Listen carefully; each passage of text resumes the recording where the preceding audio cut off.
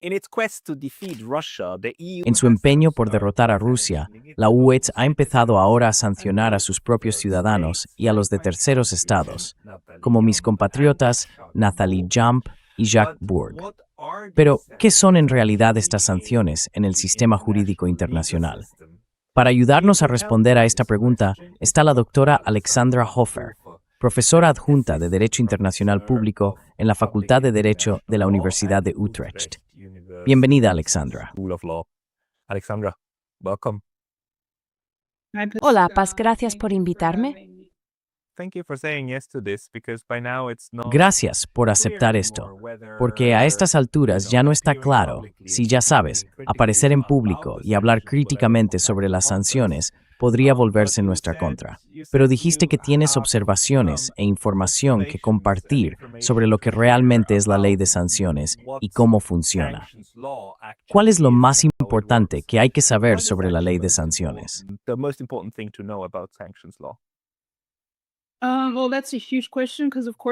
Bueno, esa es una gran pregunta porque, por supuesto, las sanciones adoptan muchísimas formas diferentes, ¿verdad? Últimamente has estado llamando la atención sobre el problema de las personas que han sido sancionadas básicamente por cosas que han dicho. Así que estaríamos hablando de los casos de Nathalie Jump, Jacques Bourg o Usain Drogo, creo que ese era su apellido. Sus bienes están congelados, ya no pueden acceder a sus cuentas bancarias y no pueden viajar por el territorio de la UE. Así que ese tipo de sanciones se regularían, digamos, en el marco del derecho de los derechos humanos, porque necesariamente interfieren en el ejercicio de los derechos fundamentales de esas personas. Exacto, así que ese sería un ámbito jurídico que habría que considerar.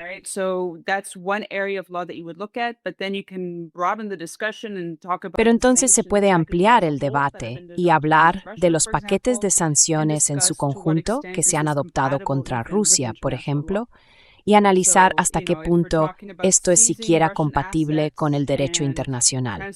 Así que si hablamos de confiscar activos rusos y transferirlos a Ucrania, ¿es eso compatible, por ejemplo, con la inmunidad estatal sobre su propiedad?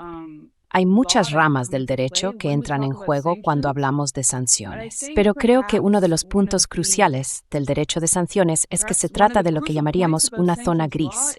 A menudo no está nada claro si estas medidas son legales o no, y eso tiene que ver con las muchas áreas del derecho internacional que pueden verse afectadas.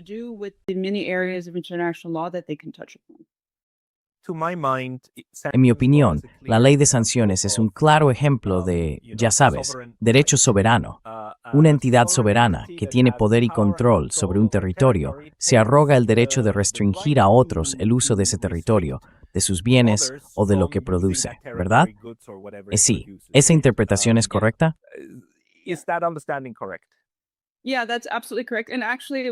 Sí, eso es absolutamente correcto.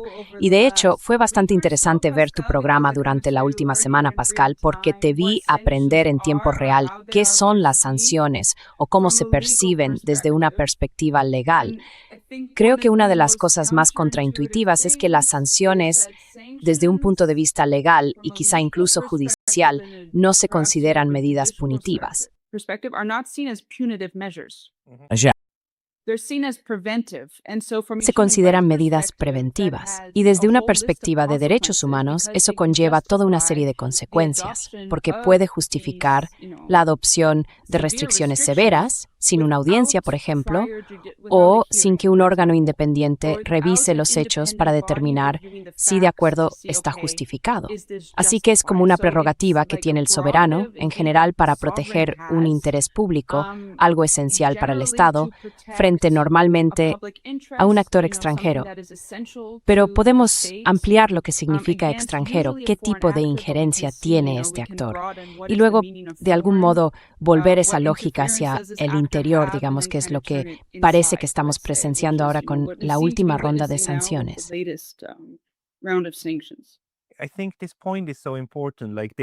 Creo que este punto es muy importante. Se supone que son medidas preventivas, porque una de las justificaciones, por ejemplo, para bloquear el espacio aéreo de la UE a las personas incluidas en la lista de sanciones es que representan una amenaza inminente para la seguridad nacional de la Unión Europea. Por lo tanto, no se puede permitir que estas personas sobrevuelen el espacio de la UE. Esto parece, por supuesto, completamente falso. Pero, ¿crees que ahora estamos viendo cómo esta forma tan estadounidense de justificar cualquier cosa como la seguridad nacional se está infiltrando en el ámbito jurídico de la UE?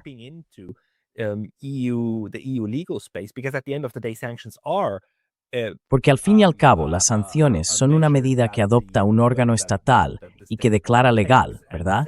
Porque si no fueran legales, podrían ser impugnadas. O déjame plantearlo de otra manera. ¿Crees que serán impugnadas? ¿Y crees que existe un órgano jurídico que pueda decir, no, no podéis hacer esto? Bien, entonces estamos hablando de las sanciones contra Natalie Young, por ejemplo, es decir, contra personas concretas. Islo Efren en Tiwitin y Desnafuzgero Pantol.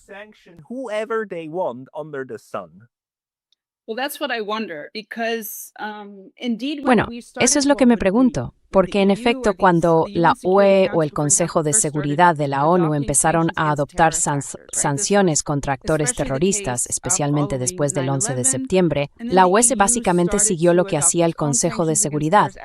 Parecía haber poco debate sobre que el terrorismo constituía una amenaza para la paz y la seguridad internacionales. La verdadera dificultad era cómo definir a un terrorista, cómo identificarlo. Sí que eso ya resultaba bastante controvertido.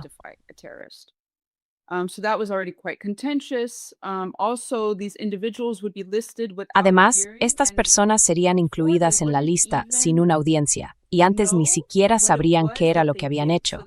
No se les daba ninguna información sobre su inclusión en la lista, ninguna exposición de hechos, nada, ¿verdad? En el caso de Shaq Bull, por ejemplo, hay un pequeño párrafo que lo acusa de ser un portavoz ruso. Dice que habla en canales prorrusos y que al parecer difunde teorías conspirativas, ¿no? Así que se le da un resumen de los motivos, pero él dice que es inexacto. Irá a defenderse ante el tribunal. Al principio, cuando las personas eran objeto de sanciones por parte del Consejo de Seguridad de la ONU, ni siquiera recibían ese pequeño resumen que explicaba por qué estaban siendo sancionadas. Así que empezaron a impugnarlas.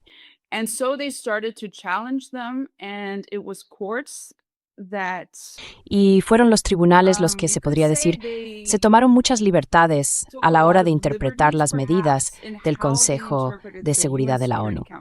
Normalmente, el Consejo de Seguridad de la ONU es la autoridad suprema. Si adopta sanciones, hay que aplicarlas. Eso se debe a la Carta de las Naciones Unidas, artículo 103. Si existe alguna contradicción entre lo que el Consejo de Seguridad dice que se debe hacer y cualquier otra obligación jurídica, hay que seguir al Consejo de Seguridad. Pero los tribunales, y curiosamente los tribunales de la ONU, el Tribunal de Justicia de la Unión Europea, empezaron a decir, suponemos que el Consejo de Seguridad de la ONU tiene la intención de respetar los derechos humanos. Y en cualquier caso, la UE tiene sus propias preocupaciones. Lo que está en juego aquí no es tanto la decisión del Consejo de Seguridad, sino la decisión de aplicación de la UE.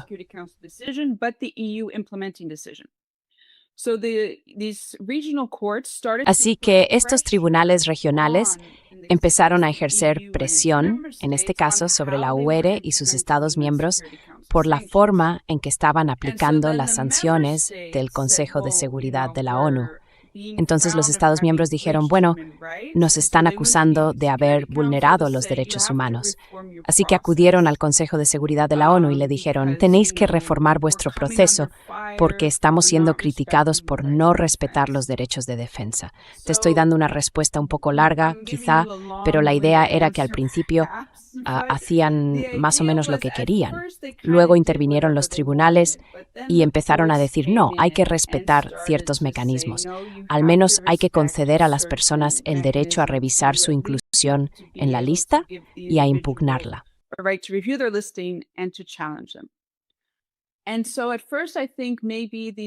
Al principio, creo que quizá el Tribunal de Justicia de la Unión Europea, y tal vez nosotros también, teníamos cierta confianza en el mecanismo inspirado por los tribunales europeos. Pero poco a poco, el Consejo de la UOCUN se ha vuelto cada vez más creativo con sus sanciones, especialmente ahora que ha empezado a sancionar a actores por manipulación e injerencia en la información extranjera. Esa es la clase de lista de sanciones en la que están Szabo y Nathalie Young. Así que nos estamos alejando de los objetivos tradicionales, como las amenazas terroristas o las sanciones a un Estado agresor o responsable de violaciones de los derechos humanos. Y aunque las personas incluidas en la lista recurran su inclusión, y espero que lo hagan, la dificultad a la que podrían enfrentarse es que hasta ahora los tribunales han sido bastante deferentes con el Consejo de la UE. Deferentes, es decir, que simplemente se basan en lo que dice el Consejo. En muchos aspectos, básicamente le dan al Consejo mucha libertad para incluir, a quien quieran, más o menos. Lo que hacen esencialmente los tribunales es verificar los hechos de lo que dijo el Consejo. Así que, por ejemplo, si te han incluido en la lista porque eres un empresario destacado en Rusia, realmente no puedes impugnar si ese es el enfoque correcto del Consejo, si es adecuado que apunten a los empresarios destacados. Detrás de ello hay una suposición, que si eres un empresario destacado, de algún modo estás contribuyendo, aunque sea indirectamente, a la guerra de agresión de Rusia. Por tanto, no puedes cuestionar esa presunción de base, solo puedes argumentar que no eres un empresario destacado.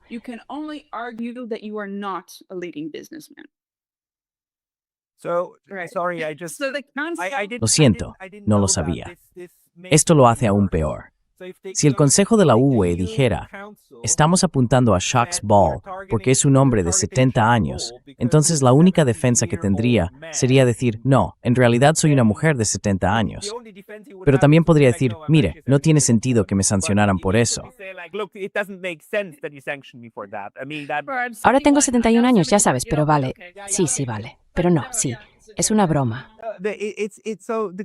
Así que los tribunales simplemente aceptan aquello por lo que se les sanciona. Solo comprueban la veracidad de eso, no si está justificado. Esto va en su contra, así creo que ahora el Consejo está forzando un poco la situación, ¿no? Quiero decir, si es como hasta dónde se puede llegar. Y es porque al principio el Consejo estaba perdiendo bastantes casos simplemente porque no aportaban las pruebas necesarias para justificar por qué la persona estaba incluida en la lista. ¿Tienes un ejemplo de un caso que perdieran? Está en tu mente. No lo pregunté. Bueno, recientemente hubo dos. Los que aparecieron en la prensa fueron dos oligarcas rusos, Aven y Friedman, y el Consejo recibió la orden de eliminarlos de la lista porque básicamente no pudo aportar pruebas que justificaran los motivos por los que habían sido incluidos. Allá. Y entonces es como, vale, el tribunal dijo, bueno, no nos estáis dando pruebas suficientes para justificar vuestra propia exposición de motivos, así que tenéis que eliminarlos de la lista. Pero luego el Consejo simplemente cambió sus criterios de inclusión y los volvió a incluir en la lista. Los volvieron a incluir con una justificación diferente y ahora están en la lista otra vez. Así que, incluso si te ordenan eliminar a alguien de la lista, en cuanto cambias ese pequeño párrafo, cualquier tipo de recurso ante el TTOE se vuelve bastante inútil.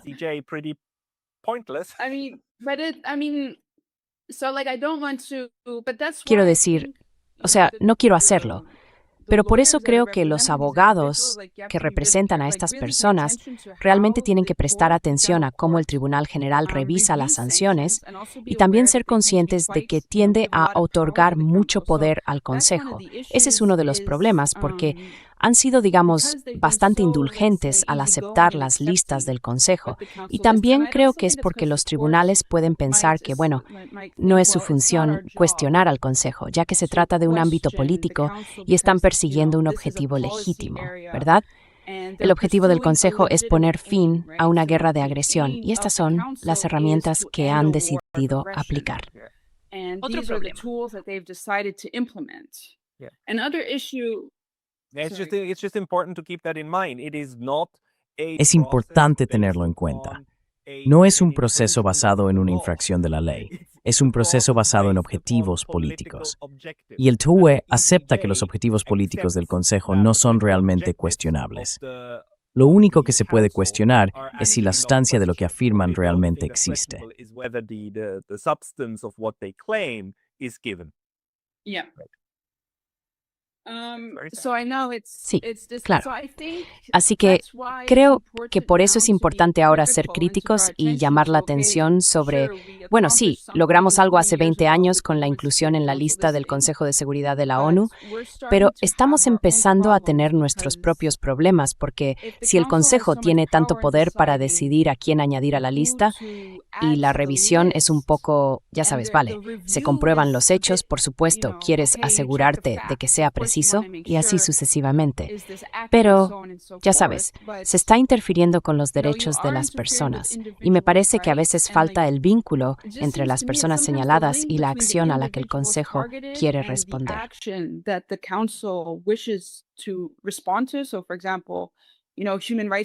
Así que, por ejemplo, con los abusos de derechos humanos en Siria, las personas implicadas suelen estar muy alejadas de lo que realmente está ocurriendo. Pero es como si el sistema funcionara sobre suposiciones, sobre presunciones. Como dije, toma el ejemplo de un empresario o de un familiar de alguien y entonces por eso podría pensar que estás asociado con esa persona. Por lo tanto, al sancionarte, de algún modo estoy ejerciendo presión sobre el régimen cuyo comportamiento quiero cambiar. Sí, y creo que cuando hablamos del hecho de que se están restringiendo los derechos humanos de las personas, hay que preguntarse si existe un objetivo legítimo.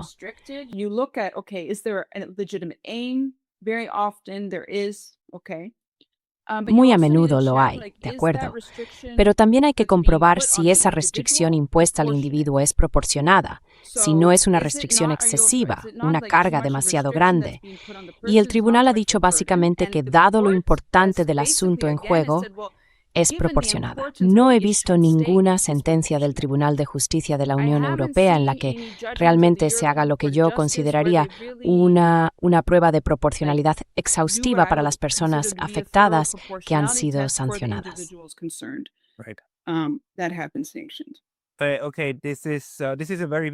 Vale, esta es una información muy importante, porque lo que esto me indica es que llevar estos casos al Tribunal de Justicia de la Unión Europea es por un lado importante como desafío, pero por otro lado tiene pocas posibilidades de resultar realmente en una eliminación permanente de estas personas si los políticos en el poder no lo desean.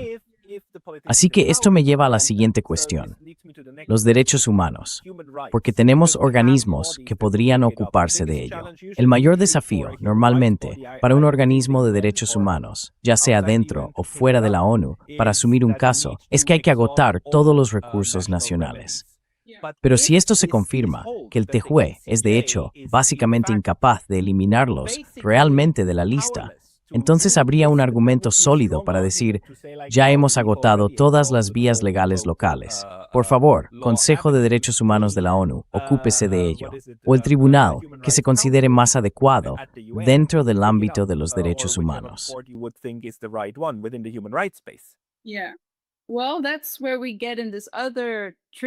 Sí. Bueno, ahí es donde entramos en otra área complicada del derecho internacional, porque es la UE la que adopta las medidas restrictivas. Así que se invocaría la responsabilidad de la UE. El problema es que la UE no ha ratificado el Convenio Europeo de Derechos Humanos. La UE como organización se supone que debe hacerlo, pero por el momento solo tiene la Carta de la UE, tenemos la Carta Europea de Derechos Humanos, pero el convenio en sí, la UE no lo ha ratificado. Y eso tiene que ver con algunas cuestiones constitucionales dentro de la propia UE. La UE tampoco es parte del PICP, el Pacto Internacional de Derechos Civiles y Políticos, así que creo que sería difícil.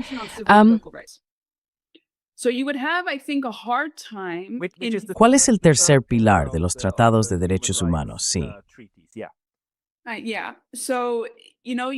Sí, así que, ya sabes, sería difícil invocar la responsabilidad de la UE y decir que la UE está infringiendo el derecho de los derechos humanos simplemente porque la UE no los ha ratificado.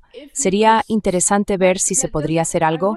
Quiero explorar esto con mis colegas en Derecho de la Unión Europea para ver, de acuerdo, realmente no hay nada que se pueda hacer, porque personalmente no creo que sea suficiente para estas personas que han sido incluidas en la lista. No creo que basta implicar su inclusión en el juego.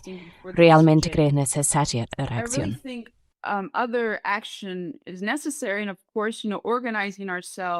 Y por supuesto, ya sabes, organizarnos, recopilar información, compartir información, hacer labores de defensa, presentar apelaciones ante el Parlamento Europeo, todo eso es importante. Me pregunto si existe alguna opción para que las personas interesadas, los ciudadanos de la UE que estén preocupados, puedan acudir al Tribunal Europeo de Derechos Humanos. Al final, probablemente tendrían que intentar acudir a sus tribunales nacionales y decir, escuchen, hay un problema evidente con esta decisión del Consejo que está obstaculizando, por ejemplo, la libertad de expresión. Y ya sabes, lo interesante del Tribunal de Justicia de la Unión Europea es que a veces se le pide aplicar el derecho de los derechos humanos o el derecho internacional en general.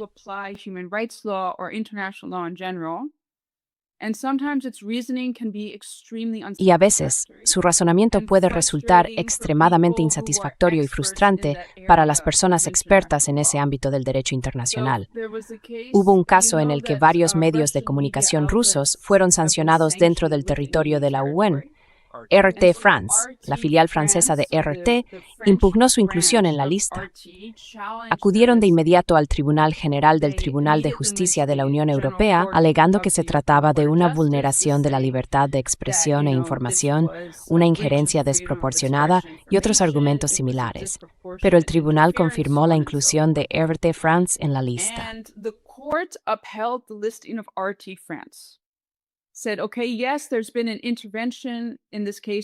Dijeron, vale, sí, ha habido una injerencia, en este caso, en la libertad de expresión e información, pero está justificada. Y luego, sí. Bueno, me encontré con un artículo escrito por dos colegas, uno está ahora en Ámsterdam y el otro es profesor emérito en Gante. Básicamente, en ese artículo expresaban su frustración con la deficiente aplicación que hace el Tribunal General de la Jurisprudencia sobre la libertad de expresión. En resumen, el tribunal aceptó el argumento del Consejo de que el problema de RT France era, la difusión de propaganda rusa y que, dada la urgencia de la situación, eso ocurrió justo después de que estallara la guerra y los intereses en juego, se trataba de una injerencia justificada y así sucesivamente.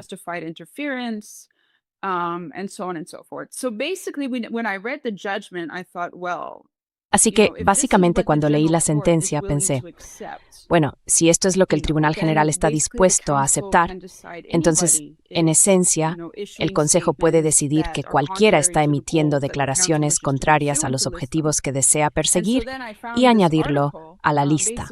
Y luego encontré un artículo que decía que el Tribunal General no había aplicado correctamente la jurisprudencia, especialmente la del Tribunal Europeo de Derechos Humanos, en lo relativo a la libertad de expresión. Porque en los casos que estaba evaluando el Tribunal General de la Unión Europea, lo que el tribunal había pasado por alto era que siempre existía otro organismo regulador independiente que revisaba la información que se difundía.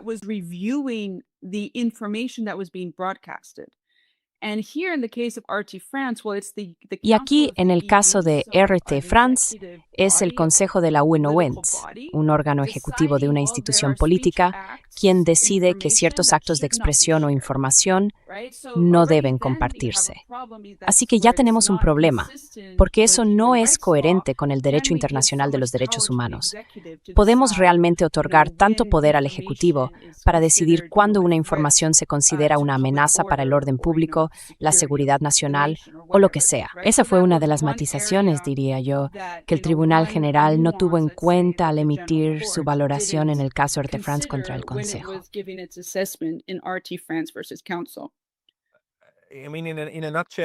Quiero decir, en pocas palabras, que este razonamiento jurídico también parece ceder bastante ante el razonamiento del Poder Ejecutivo, del Ejecutivo de la UE. Si el Ejecutivo dice que es así, entonces nosotros como tribunal aceptamos que debe ser de esa manera.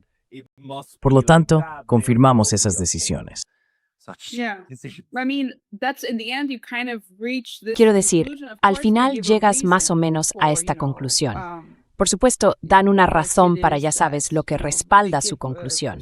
No es simplemente algo como, bueno, hemos decidido que vamos a estar de acuerdo con el Consejo. Hay un razonamiento detrás, pero no es necesariamente un razonamiento muy sólido, ni uno que resultaría satisfactorio para alguien que conozca bien este ámbito del derecho, digamos.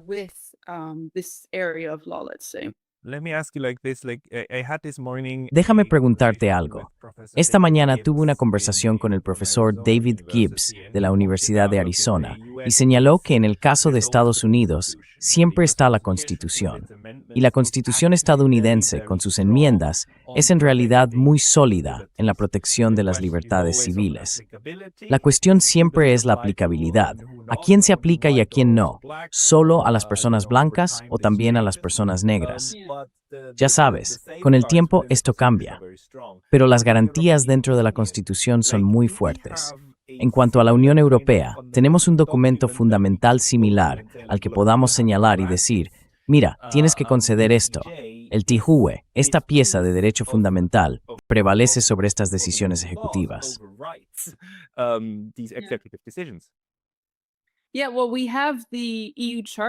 Sí, bueno, tenemos la Carta de los Derechos Fundamentales de la ULUE, así que normalmente los derechos humanos son aplicables dentro del orden de la UL y las agencias y organismos de la UR deben respetar los derechos humanos. Exacto. La cuestión principal es si, cuando interfieren en el ejercicio de los derechos humanos, eso puede justificarse. Y en el caso de las medidas restrictivas, han estado dispuestos a aceptar restricciones. Normalmente hacen la revisión, digamos, de los hechos y así sucesivamente. Pero no sé hasta qué punto resulta realmente satisfactorio.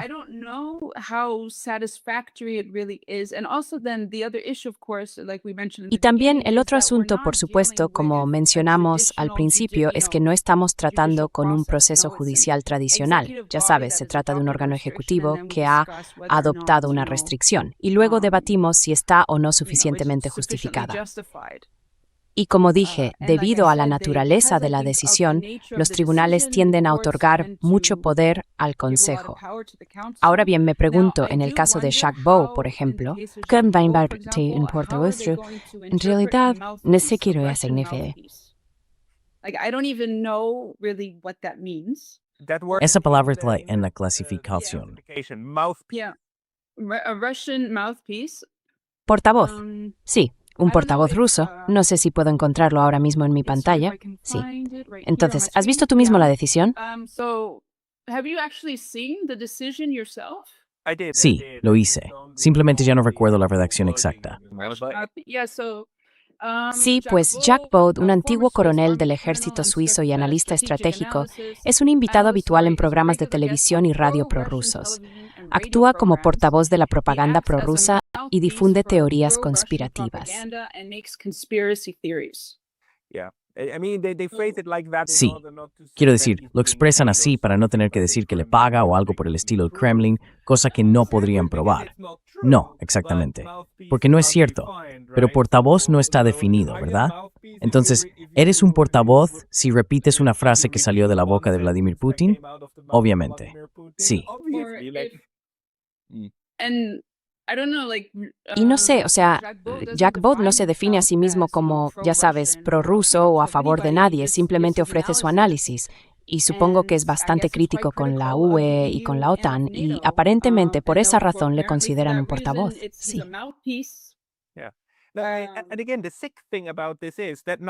Y de nuevo, lo enfermizo de todo esto es que ninguno de estos actos es realmente ilegal. No son ilegales, pero no hace falta que lo sean para que el Consejo de la UOME los sancione. Pueden ser perfectamente legales. Ese es todo el punto.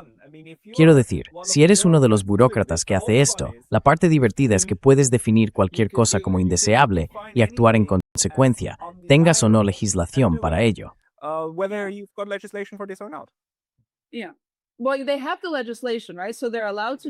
Sí, bueno, tienen la legislación. Así que se les permite hacer lo que los tratados de la UE les permiten hacer. Tienen algún tipo de proceso y luego, ya sabes, deciden más o menos cómo aplicarlo. Y sí, creo que estamos llegando a un punto en el que necesitamos un debate social más amplio. Por ejemplo, esto es lo que el Consejo puede hacer con sus sanciones, ¿verdad? Así de insatisfactorios pueden ser los procedimientos ante el tribunal. Como ciudadanos de la UE, Ezra, ¿me tuve queremos? What would be where could ¿Dónde podría impugnarse el poder de imponer sanciones? ¿Cómo se podría cuestionar de forma fundamental el derecho de la UE a imponer sanciones, no solo a sus propios ciudadanos, sino a las personas en general? ¿Existe algún tribunal que pueda admitir una reclamación sobre este asunto y dictaminar que la UE no tiene permitido hacerlo? No creo que pudieran hacerlo ilegal para la UE. Me da curiosidad saber si las personas interesadas pueden realmente impugnar la decisión del Consejo que les otorga el poder de adoptar sanciones contra lo que llaman manipulación e injerencia de información extranjera. Es decir, no solo una inclusión específica, sino la decisión en su conjunto. Sí, y decir, por ejemplo, que esta decisión es muy problemática porque deja margen para el abuso y la aplicación arbitraria de restricciones según los caprichos del Consejo. Me pregunto si los ciudadanos pueden impugnar eso.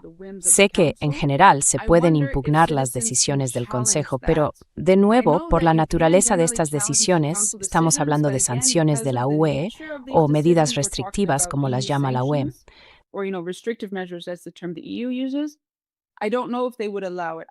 No sé si lo permitirían. Puede que sí. No lo sé. Esa es una de las cosas que quiero explorar con mis colegas en derecho de la UE. Es decir, ¿qué vías existen para impugnar estas medidas cuando claramente van demasiado lejos en este caso? Pero también me pregunto si realmente somos conscientes de las consecuencias de vivir bajo sanciones. Quiero decir, estaba pensando lo mismo. Creo que terminaste uno de tus podcasts diciendo que, ya sabes, te tratan mejor en prisión. Te dan comida, tienen que darte refugio. No tienes que preocuparte por que se cubran tus necesidades básicas. Pero entonces me pregunto, ¿en qué circunstancias está realmente bien sancionar a alguien? Quiero decir, la idea era evitar que actuaran terroristas. Así que puedes imaginar congelar los activos de personas que están a punto de cometer un acto terrorista. Pero aún así hay que asegurarse de que eso sea realmente lo que esas personas pretendían hacer. Y si, por ejemplo, congelas preventivamente sus activos, ¿esperarías algún tipo de revisión para asegurarte de que has identificado a la persona correcta y así sucesivamente? Algunas personas pueden permanecer en la lista indefinidamente.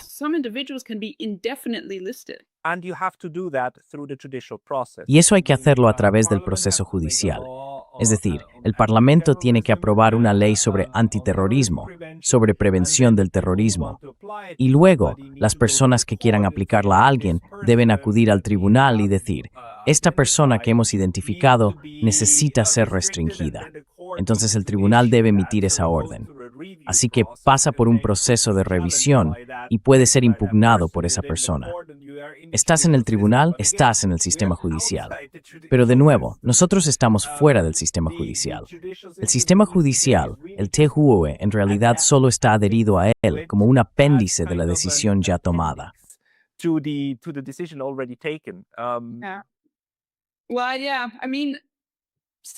Bueno, sí, quiero decir, alguien podría escuchar lo que estoy diciendo y decir, sabes, Alexandra, estás siendo muy injusta con el tribunal. Esto es simplemente, ya sabes, al leer esta jurisprudencia y ver cómo evalúan estas sanciones, esta es mi primera impresión, las conclusiones a las que he llegado. Y creo que es un sistema realmente insatisfactorio. Y además, si miras en la página web de la Unión Europea, en una de sus muchas páginas donde explican las sanciones, como mencionabas, tienen un párrafo en el que dicen que cumplen con el derecho internacional, los derechos humanos y así sucesivamente. También dicen que las sanciones son temporales y que la idea es que se revisen. Me gustaría saber cómo revisa realmente el Consejo esas sanciones.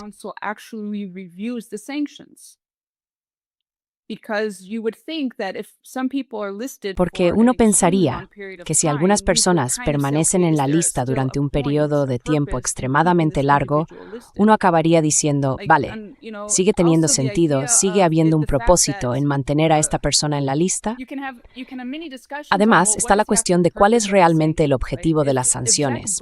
Por ejemplo, si Shaq Bo, digamos, ¿qué tiene que hacer Shaq Bo para que el Consejo lo elimine de la lista? ¿Tiene que cambiar su comportamiento? Tiene que dejar de aparecer en canales prorrusos, aunque en realidad no sepamos bien qué son canales prorrusos. Básicamente se trata de que deje de aparecer en canales de YouTube compartiendo su análisis. No comunican con claridad qué debe cambiar una persona para que la eliminen de la lista. No, that's the whole fun about this thing. It's Bueno, ese es precisamente el asunto. Es completamente arbitrario. Y lo más loco es que existe un mecanismo de revisión. Quiero decir, formalmente, cada 6 meses el Consejo revisa si quiere prorrogar las sanciones. Y cada 6 meses decide que sí, que lo hace. Así que, ante el TOJUE, pueden decir, no, hay un mecanismo de revisión. Tenemos un mecanismo de revisión. Es un mecanismo automático, pero sigue siendo un mecanismo. Y eso, de hecho, marca esa pequeña casilla en la hoja de cálculo. Sí, así que se podría decir que es como marcar casillas vacías, ¿sabes? Sí, tengo hechos, sí, tengo hechos. ¿Tengo un objetivo legítimo? Sí, tengo un objetivo legítimo. ¿Es temporal? Sí, lo es. Y así sucesivamente. Así que sí, creo que...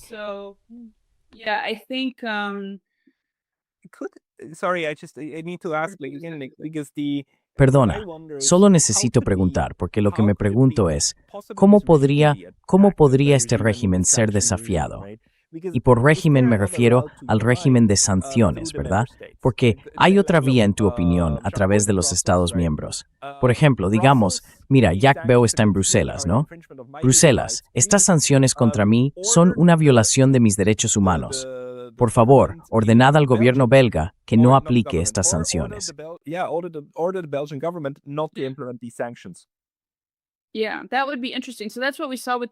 Sí, eso sería interesante. Así que eso es lo que vimos con esas sanciones del Consejo de Seguridad de la ONU. Básicamente se empezó a ejercer presión sobre los estados que las estaban aplicando. Ahora bien, la cuestión una vez más es quién es responsable. La idea es que las sanciones de la UE son una competencia exclusiva de la Unión. Y cuando el Consejo adopta una decisión, se directamente aplicado en todos los Estados miembros. Y es automático. Quiero decir, los Estados miembros ya anteriormente en los tratados, probablemente en el Tratado de Lisboa, se comprometieron a aplicar las decisiones del Consejo, ¿verdad? Por lo tanto, dado que esta es una decisión del Consejo, tiene que aplicarse, ¿no? Sí, y además está la normativa, así que tiene que aplicarse. Pero la cuestión es, si las preocupaciones sobre los derechos humanos, si un tribunal determina que existen preocupaciones sobre los derechos humanos, podrían prevalecer sobre... Sí, eso es lo que me pregunto, si podría haber algún tipo de... Quiero decir, no estoy diciendo que tuviera éxito, pero al menos sería una forma de, no sé, activismo judicial quizá, para decir, mira, aquí hay un problema, no lo sé. Por supuesto, nunca se sabe cómo lo trataría un tribunal nacional. Podrían decir fácilmente, bueno, ya sabes, esto es claramente una cuestión de la UE, pero podría ser, dependiendo de cómo se plantee, si realmente se destaca la cuestión de los derechos humanos en juego, que consiguiera llamar la atención sobre ello. Así que me hace pensar en cómo se impugnaron las sanciones ante tribunales nacionales y regionales hace 25 años, y quizá ahora estemos de nuevo en un espacio similar, pero a nivel de la UE en lugar de dentro del Consejo de Seguridad de la ONU.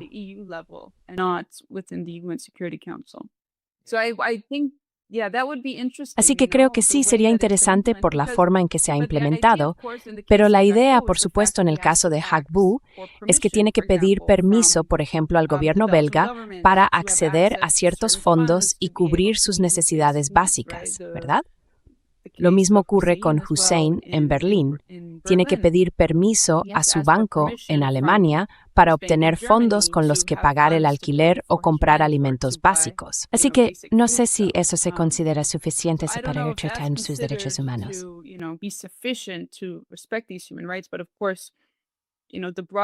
Pero, por supuesto, ya sabes, el problema más amplio es que estas personas están siendo incluidas en la lista sin que nadie compruebe realmente si los hechos son ciertos. Lo que me parece bastante problemático es que al Consejo se le permita básicamente decir lo que quiera sobre alguien y no pasa nada.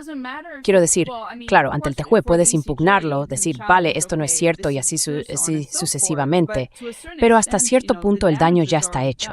Si piensas en Hagbu, por ejemplo, hace su reputación, quieres ser analista y de repente le acusas de ingerir teorías conspirativas.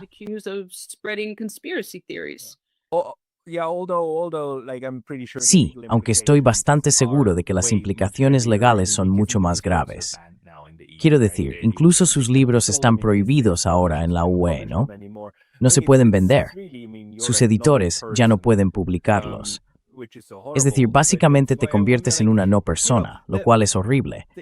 Pero por eso me pregunto, ¿sabes? El problema para mí es que está claro que estas sanciones, especialmente contra individuos, son una medida política bastante draconiana que, por desgracia, tiene validez ante la UM por la forma en que está construida. Así que me pregunto si existe un método creativo para deshacer este daño con la misma creatividad con la que se hizo. Por ejemplo, ¿qué pasaría si un Estado dijera, vale, vamos a dar a estas personas un pasaporte diplomático?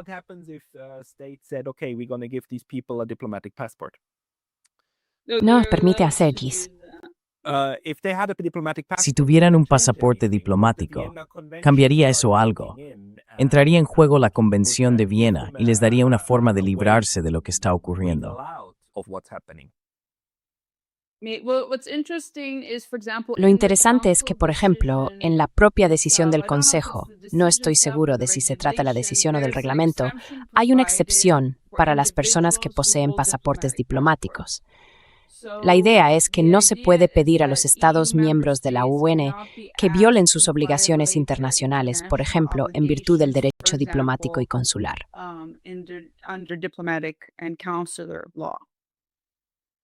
¿Qué significaría eso? Bueno, creo que, por ejemplo, Lavrov ha sido incluido en la lista.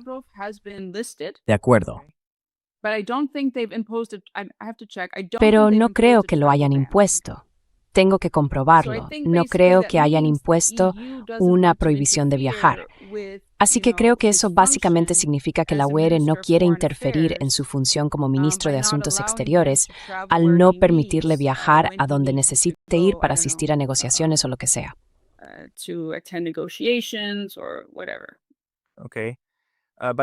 De acuerdo, pero no es algo automático. No es algo automático.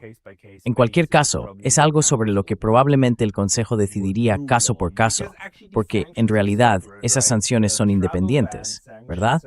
Las sanciones de prohibición de viaje y las sanciones financieras están en el mismo documento, pero se mantienen como cosas separadas en esa legislación. Bueno, hay un artículo que dice que tus bienes están congelados y otro artículo en esa decisión que dice que no puedes viajar. Vale. Pero, por ejemplo, desde la perspectiva suiza, sería interesante, si quisieran, ¿cuál sería la terminología? Ejercer la protección diplomática de sus nacionales que han sido sancionados, diciendo, oiga, está violando los derechos humanos de mis nacionales. Eso sería interesante. Por supuesto, eso depende de la voluntad política en Suiza para hacerlo, porque no tienen la obligación.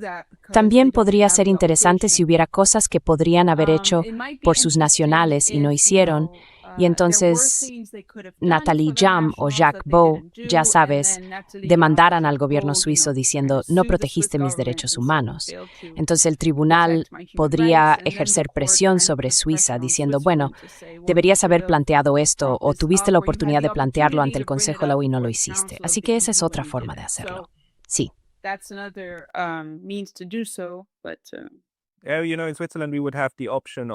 Sabes, en Suiza tenemos la opción de crear una iniciativa popular que, si reunimos suficientes firmas, se convierte en un referéndum. Nos permite redactar adiciones a la Constitución. Así que podríamos incluir en la Constitución que si una persona es sancionada, entonces el gobierno debe ofrecerle ese tipo de protección. Pero es un proceso que puede tardar entre 3 y 5 años y no está en absoluto garantizado. Me pregunto qué tipo de vías tenemos que considerar, porque temo que el régimen de sanciones que estamos viendo ahora sea solo el comienzo. Me sorprendería que fuera el final. Quiero decir, sería una sorpresa muy agradable. Pero ahora tienen esta herramienta. Desde la perspectiva de la UE, es una herramienta muy, muy útil. Se puede usar contra cualquiera y contra cualquier cosa. ¿Seguiste el convoy de la libertad en Canadá en 2022? Oh, sí. ¿Recuerdas cómo reaccionó el gobierno canadiense ante los manifestantes y ante las personas, perdón?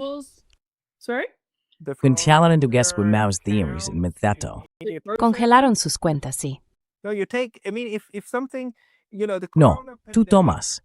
Quiero decir, si algo, ya sabes, como la pandemia del coronavirus y ahora la guerra de Ucrania, realmente acabaron con la idea de que el Estado-nación ya no importa tanto. Al final del día, los gobiernos de los aproximadamente 190 o 200 países que tenemos en la Tierra son los que toman las decisiones. Y por desgracia, todavía estamos luchando sobre el terreno para averiguar cómo protegernos de nuestra propia gente, la que toma las decisiones. En Alemania, por ejemplo, la ley fundamental se supone que es una ley que protege al individuo frente al poder legislativo y también frente al ejecutivo, pero no está funcionando correctamente. De lo contrario, Dogru estaría protegido, pero no lo está.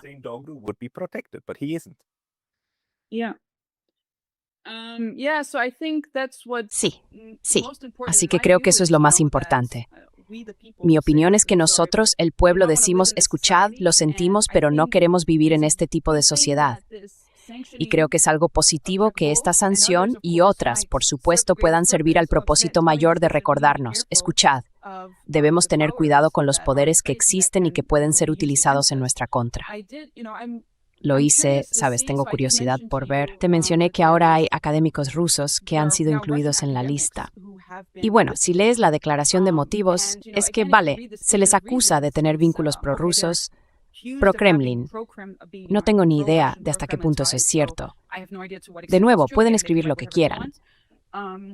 Pero luego, la razón de su inclusión en la lista es que dicen que Rusia está reaccionando a la expansión de la OTAN, que Rusia básicamente está defendiendo sus intereses frente a Occidente y así sucesivamente.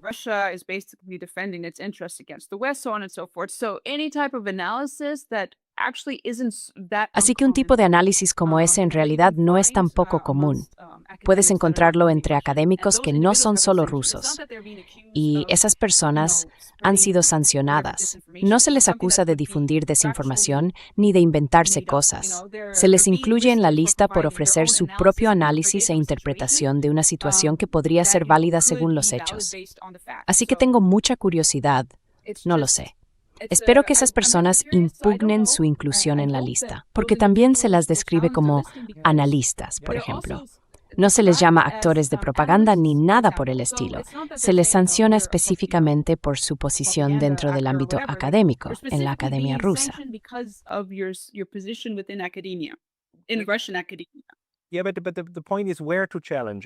Sí, pero la cuestión es, ¿dónde se puede impugnar eso, verdad?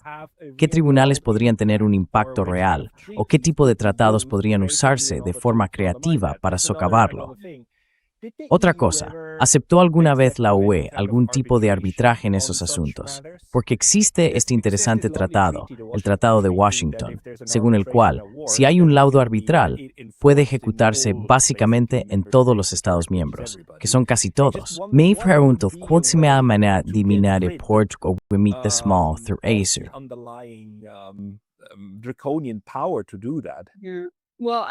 Bueno, no creo que si quisiéramos, los tribunales serían útiles, pero pienso que la forma más eficaz de hacerlo sería a través de nuestras propias acciones como ciudadanos, ya sabes, mediante los medios que tenemos a nuestro alcance. Creo que tenemos el Parlamento Europeo. Lo sé. Michael von der Schulenburg, sí. Sí, pero él decía que a muchos de sus colegas no les preocupa demasiado. Están de acuerdo con ello, y ese es el problema. Creo que ahora pueden no estar preocupados, pero ya sabes, tenemos que ver qué podemos hacer para llamar la atención sobre estos temas. Sé que hay colegas que mencioné que escribieron ese artículo sobre la aplicación defectuosa por parte del Tribunal General de las normas que rigen la libertad de expresión. Así que creo que ese tipo de actores son necesarios para decirles, bueno, esto es realmente peligroso. Ahora, obviamente, el problema es que estamos en este contexto de Rusia, ¿sabes? La gente está dispuesta a aceptar muchos límites por culpa de Rusia o de cualquier actor maligno contra el que se supone que debemos luchar ahora. Pero entonces, claro, la cuestión es, ¿cuándo se aplicará esto en otras situaciones? ¿Y cómo reaccionará la gente entonces si es consciente de hasta dónde puede llegar esto?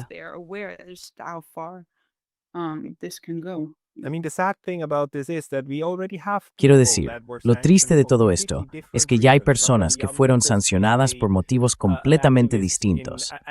Natalie Yam, porque es una activista anticolonial en África, y Hussein Doru, porque es una activista pro-Palestina. Está muy claro en las listas. Así que ya se ha utilizado. La herramienta ya se ha empleado fuera del contexto ruso.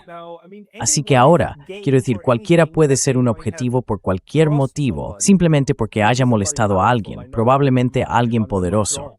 Sé que Emmanuel Macron conoce el nombre de Natalie Yam y que le desagrada mucho por sus actividades. Pero eso, quiero decir, es precisamente la naturaleza arbitraria de la herramienta lo que resulta tan problemático y lo que hay que abordar de alguna manera. Pero en tu opinión, probablemente haya que abordarlo mediante la acción política, no mediante, bueno, även auf per Damesen per Batshuithing.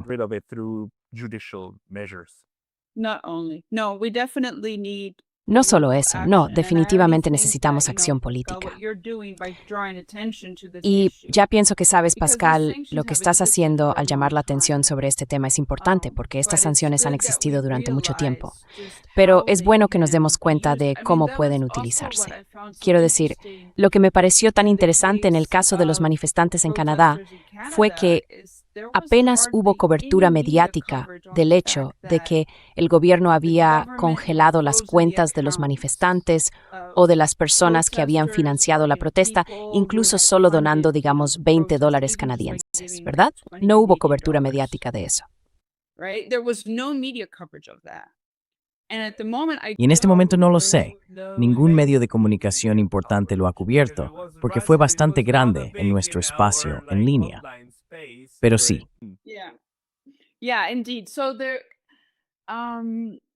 Sí, en efecto. Ha habido cierta cobertura mediática sobre las sanciones contra Jack Bull, pero no vi que se presentara de una manera demasiado favorable hacia él. En su mayoría, ya sabes, lo retrataban más o menos como lo presentó el Consejo.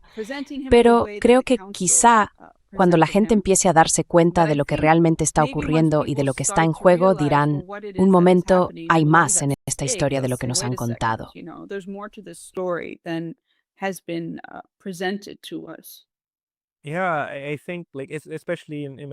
Sí, creo que especialmente en los medios de comunicación convencionales no se está informando sobre la gravedad de lo que está ocurriendo.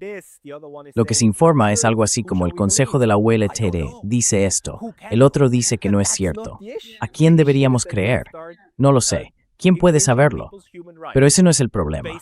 El problema es que se empieza a vulnerar los derechos humanos de las personas sin que haya ningún delito. No hay delito, ningún delito implicado, y se están quitando derechos humanos fundamentales. Así que esto está completamente, absolutamente perdido en este momento. Y por desgracia, esto por supuesto tiene que ver con la forma en que funcionan los medios. Ya lo entendemos a estas alturas, la gente lo ha explicado, incluido, ¿cómo se llama? Herman, ahora no me sale, que escribió ese gran libro sobre cómo los medios se mantienen limpios, cómo funciona la propaganda. Herman, Jemei Tsov. Sorry. She's Muy famoso. he's Es muy famoso, Chomsky. Oh, Chomsky. Okay. Oh, Chomsky, vale, sí. ¿Cómo era la palabra? ¿Consentimiento? ¿No? Consent? No. Constructed. Laviscarum su consentimiento. Fabricando consentimiento. De acuerdo. I mean, we understand that. It just Quiero decir, lo entendemos. Es solo que, siento decirlo, pero es una pena que funcione así, que la sociedad funcione de esta manera. Así que, en general, para los oyentes, si hay otros abogados sancionados y demás que estén escuchando y tengan ideas creativas, por favor, pónganse en contacto. Porque en este momento lo que necesitamos hacer es pensar en público, juntos, tú, yo y los demás. You and I and others. He contactado con algunos colegas, he recibido algunas reacciones. Lo otro que hay que tener en cuenta, por supuesto, es que estamos en vacaciones. Sí, sí. Yes. Pero creo que sí, ya sabes, es solo otra jugada sucia como sancionar a la gente el 15 de diciembre, cuando sabes que en las semanas siguientes todo va a salir a la luz y su vida será básicamente lo que tenga que ser. Quiero decir, la Navidad debió de ser horrible. En fin, Christmas must be horrible. I mean, okay, anyhow. O quizá fue conmovedor porque mucha gente se acercó a ellos, no tengo ni idea. Pero me pregunto, ya sabes, los colegas rusos de los que hablaba, me pregunto si siquiera se ven afectados por las medidas, ¿no? Si tienen todos sus bienes en Rusia, entonces, bueno, no pueden volar sobre el espacio aéreo europeo, lo cual probablemente sea molesto. Pero creo que algunas personas se ven menos afectadas que otras. No estoy diciendo que eso signifique que las sanciones sean menos graves, pero sí. Simplemente no sabes cómo afectan a la gente. Y por eso fue una sorpresa escuchar la experiencia de Natalie Young, porque pensarías, bueno, ella está en África. Y resulta tan sorprendente ver cómo las empresas cumplen las normas cuando en realidad no tienen ninguna obligación legal de hacerlo. No, but I know that from lo sé por amigos, abogados corporativos, que trabajan en los departamentos jurídicos de esas empresas. Hacen esta diligencia de vida, ¿verdad? Y lo que no quieren es asumir ningún tipo de riesgo. Si se puede evitar, debe evitarse. Por eso prefieren aplicar demasiado antes que quedarse cortos. Lo mismo ocurre con los datos. Ya sabes, la protección de datos y todo eso. Por eso vemos las políticas de cookies en cada maldita página de inicio ahora. Es una sobrecompensación ante un posible daño. Y eso mismo hacen cauciones también.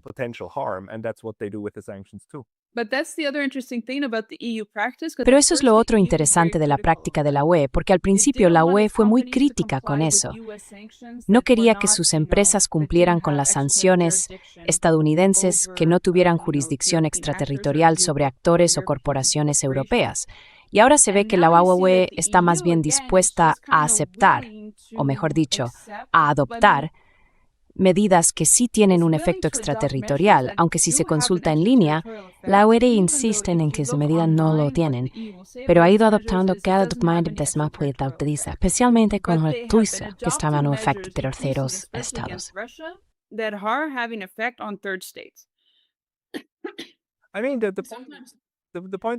Quiero decir, la cuestión es que amenazan a sus empresas o a las que operan dentro de la UE, y las aerolíneas suelen tener alguna conexión con la UE, con que si no cumples, te castigarán de forma muy severa, ¿verdad? Así que basta con tener una sola sucursal en algún lugar dentro de la UE o vinculada a ella y ya está. Más vale aplicar las normas que no hacerlo.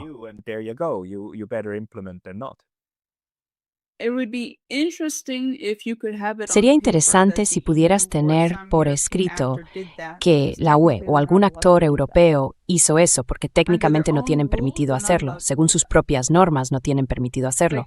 Si se trata, por ejemplo, de una aerolínea africana sin vínculos jurisdiccionales con la UMNE, no veo cómo la UE podría básicamente decir, no, eso no es culpa nuestra. Es la aerolínea la que, ya sabes, está reduciendo riesgos o cumpliendo en exceso por su propia voluntad. Pero si tienes algo en lo que la aerolínea dice, no, se nos dijo muy claramente por parte de la UE que si hacíamos esto, entonces esta sería la consecuencia, entonces la UE se convierte en responsable de ello. No me sorprendería que eso existiera, porque la Huehueche funciona mediante la amenaza y la ambigüedad. Sabes, esa ambigüedad es intencionada. Crea una especie de espada de Damocles que pende sobre ti y que los departamentos jurídicos intentan evitar. Así que realmente me sorprendería que hubiera algún tipo de... Franco. Y bueno, Alexandra, ¿hay algo que creas que no hemos tratado y que debería discutirse hoy? No. No, no lo creo. Creo que ya hemos dejado claro que la situación es bastante sombría en este momento, pero con suerte estamos ganando el impulso suficiente para cambiar las cosas a mejor. Yo también lo espero. Yo también lo espero. En ese caso, muchas gracias por tu valoración y por esta sesión pública de intercambio de ideas en línea. Lo aprecio de verdad. Para las personas que quieran leer más de ti, ¿a dónde deberían ir? ¿Tienes algún lugar donde subas tus artículos y demás? Creo que los papeles web están disponibles en mi perfil en línea de la Universidad de Utrecht. Así que sí, de ahí se pueden encontrar. Pondré el enlace a tus publicaciones en la Universidad de Utrecht en la descripción de este video más abajo. Alexandra Hofer, muchas gracias por tu tiempo hoy. Muchas gracias, Pascal.